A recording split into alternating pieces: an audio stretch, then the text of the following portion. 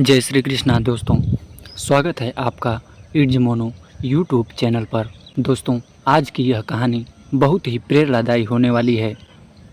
कहानी को पूरा समझने के लिए वीडियो को अंत तक ज़रूर देखें। तो चलिए बिना देर किए आज की इस कहानी को शुरू करते हैं। एक बार 4 बहनें थीं। भूख, प्यास, नींद और आशा, चारों बहनें अपने आप को एक दूसरे से बढ़कर बता रही थीं।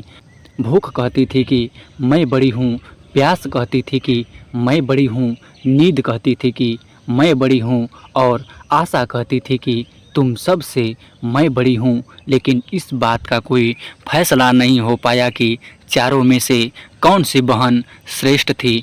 जब चारों बहन आपस में इस बात को लेकर बहस कर रही थीं, तभी उनके घर के पास से एक बहुत ही बुद्धिमान पंडित जी गुजरे। उन्होंने चारों बहनों को आपस में जोर जोर से झगड़ते हुए सुना। तब वे घर के अंदर गए और पूछा कि क्या बात है, तुम आपस में क्यों झगड़ रही हो। तब चारों बहनों ने अपनी बात पंडित जी को बताई। तब पंडित जी बोले कि मैं तुम्हारी इस समस्या का समाधान कर दूंगा। तब सबसे पहले भूख बोली कि पंडित जी, मैं इन सब में सबसे श्रेष्ठ हूँ। तो पंडित जी बोले, बताओ तुम कैसे बड़ी हो।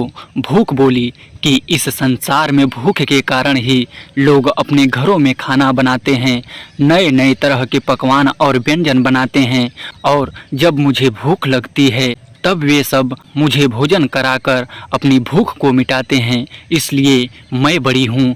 पंडित जी बोले कि चलो देखते हैं, आज मैं पूरा दिन कुछ नहीं खाऊंगा, देखते हैं तब तुम कैसे रहोगी।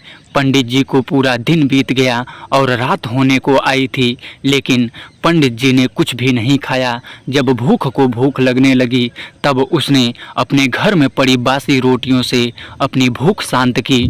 भूख को ऐसा करते देख प्यास पंडित जी के पास आई और पंडित जी से बोली कि पंडित जी देखो, मैं बड़ी हूँ, भूख अपनी भूख मिटाने के लिए घर में पड़ी बासी रोटी खा रही है। तब पंडित जी बोले, अब तुम बताओ तुम श्रेष्ठ कैसे हो। तब प्यास बोली कि लोग अपनी प्यास बुझाने के लिए कुआं खुदवाते हैं, तालाब बनवाते हैं, अपने घरों में पानी के मटके भर कर रखते हैं, और जब मुझे प्यास लगती है तब पानी पीकर मेरी प्यास मिटाते हैं, इसलिए मैं श्रेष्ठ हूँ। तब पंडित जी ने कहा, ठीक है, देखते हैं तुम किस प्रकार श्रेष्ठ हो। उस दिन पंडित जी ने बिल्कुल भी पानी नहीं पिया। रात बीतने को आई थी। प्यास को जब प्यास लगने लगी तो वह प्यास के कारण इधर उधर गड्ढों का पानी पीने लगी। तब नींद पंडित जी के पास आई और बोली कि पंडित जी, प्यास तो गंदा गड्ढे का पानी पी रही है, इसलिए मैं ही श्रेष्ठ हूँ। तब पंडित जी बोले कि तुम किस प्रकार श्रेष्ठ हो। नींद बोली कि मैं श्रेष्ठ इसलिए हूँ कि जब मनुष्य को नींद आती है तो वह अपने लिए बिस्तर लगाता है, पलंग बिछाता है, उस पर सोता है और आराम करता है। मनुष्य नींद के बिना नहीं रह सकता, इसलिए मैं श्रेष्ठ हूँ। तो पंडित जी ने कहा, ठीक है, ये भी देखते हैं कि तुम किस प्रकार श्रेष्ठ हो। पंडित जी ने पूरे दिन विश्राम नहीं किया। रात बीतने को आई थी। पंडित जी बिल्कुल भी लेटे नहीं, बल्कि एक तरफ बैठे हुए राम के नाम का जप कर रहे थे। लेकिन जब नींद आई तो वह इधर उधर ऊबड़ खाबड़ जगह पर बिना बिस्तर के ही पड़कर सो गई। तब नींद को ऐसा देखकर आशा पंडित जी के पास आई और बोली कि पंडित जी, मैं ही सर्वश्रेष्ठ हूँ। पंडित जी बोले कि तुम किस प्रकार श्रेष्ठ हो। तब आशा बोली कि मैं ही वह आशा हूँ, जब मनुष्य हर तरफ से निराश हो जाता है तब मैं उसके मन में एक आशा की दीपक जलाती हूँ, जिससे वह अपनी सारी मुसीबतों को पार कर जाता है। उसे भगवान पर भरोसा होता है कि एक दिन उसकी मेहनत रंग लाएगी और उसके बिगड़े काम बनेंगे। पंडित जी ने कहा कि चलो तुम्हें भी आजमा के देखते हैं।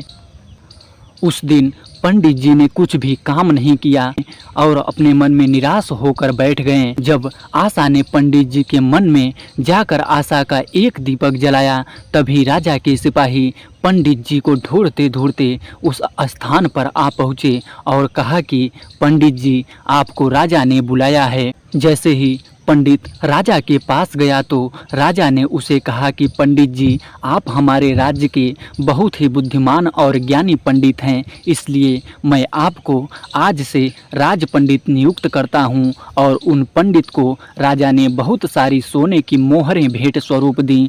पंडित जी ने आशा से कहा कि वाकई में तुम सर्वश्रेष्ठ हो, क्योंकि जब आशा की किरण मन में जलती है तो मनुष्य अपने जीवन में सब कुछ प्राप्त कर सकता है। मनुष्य भोजन, पानी और नींद के बिना कुछ दिनों तक जीवित रह सकता है, परंतु आशा के बिना मनुष्य एक पल भी नहीं रह सकता। जिंदगी से निराश व्यक्ति को ये सब भोग भी अच्छे नहीं लगते। हारे हुए इंसान की जिंदगी मौत के बराबर होती है, इसलिए व्यक्ति को अपने जीवन में आशा के दीपक को नहीं बुझने देना चाहिए।